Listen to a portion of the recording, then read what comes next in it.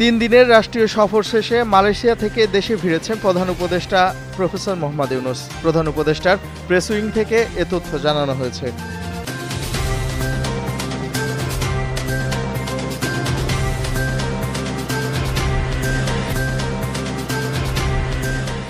হজ ব্যবস্থাপনায় সরকারি কোনো কর্মকর্তা কর্মচারীর অনিয়ম দুর্নীতির প্রমাণ মিললে তার বিরুদ্ধে কঠোর ব্যবস্থা নেওয়া হবে, এমন হুঁশিয়ারি দিয়েছেন ধর্ম উপদেষ্টা ডক্টর আফম খালিদ হোসেন।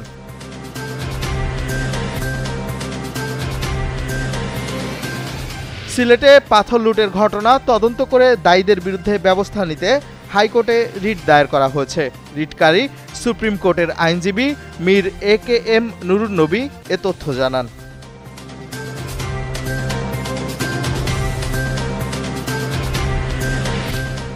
উজানের পাহাড়ি ঢল ও টানা কয়েক দিনের ভারী বর্ষণে তিস্তা নদীর পানি বিপদসীমার উপর দিয়ে প্রবাহিত হচ্ছে। লালমনিরহাট ও নীলফামারীর নিম্নাঞ্চলে বন্যা দেখা দিয়েছে।